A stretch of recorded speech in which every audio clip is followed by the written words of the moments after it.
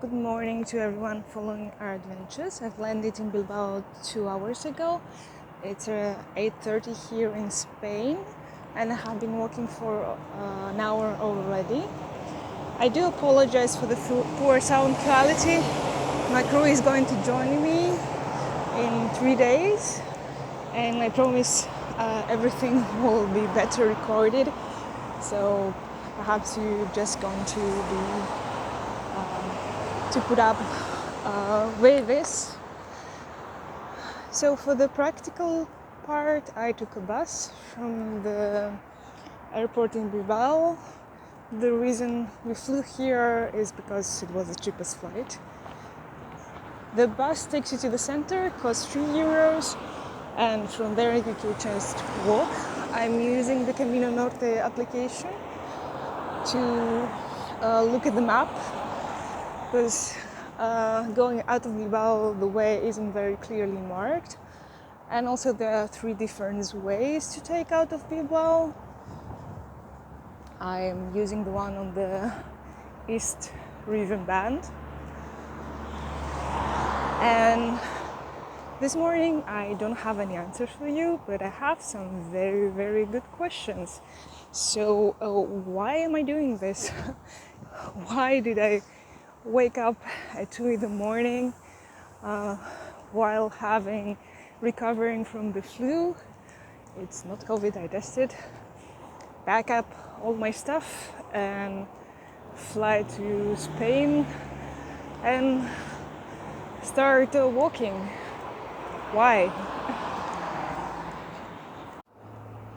And another good question a lot of people ask me, especially because I'm a woman and it's considered more dangerous to travel alone, and there is truth to that, I do not deny it. So the question is, are you not afraid to go alone? And the answer is yes. Of course I'm afraid. The first time I decided to do the Camino, I was very ill prepared. From the minute I found out, I left within a week.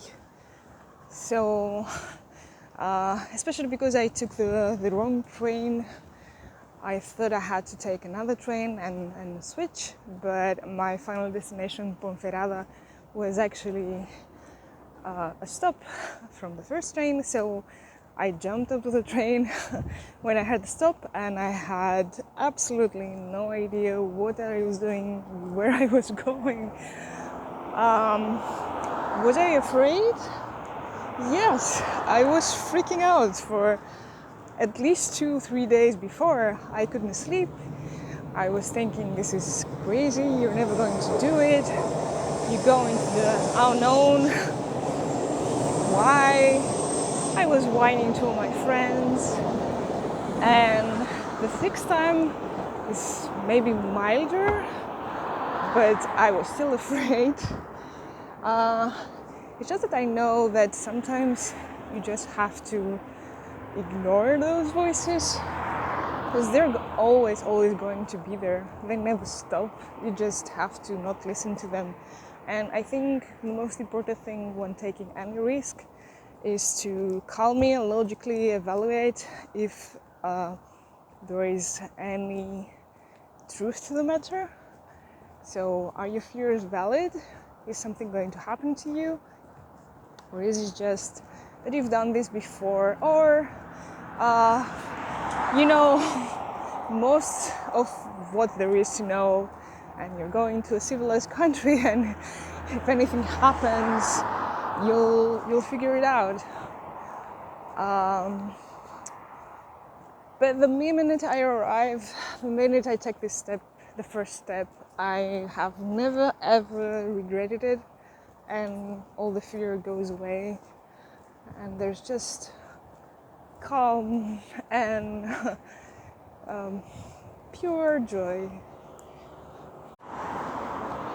So I cannot answer why I'm doing this, or why is anyone doing this.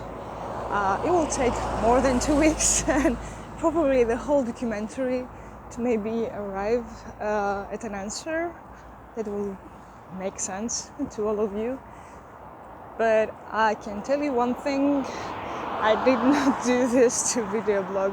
One of the major reasons I do it every time is to not look at screens at all. I hate the fact that I'm now walking and talking to a screen.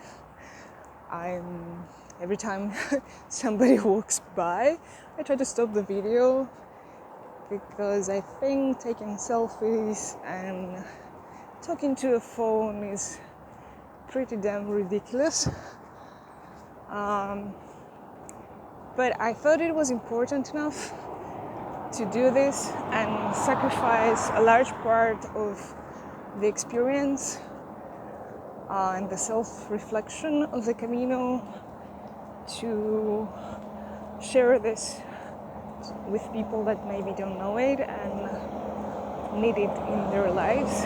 And I'm sure there are going to be many chances to just go at it alone again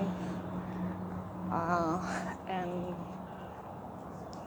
focus on myself, thoughts, the pilgrims around me, and just life happening now, not somewhere around the world.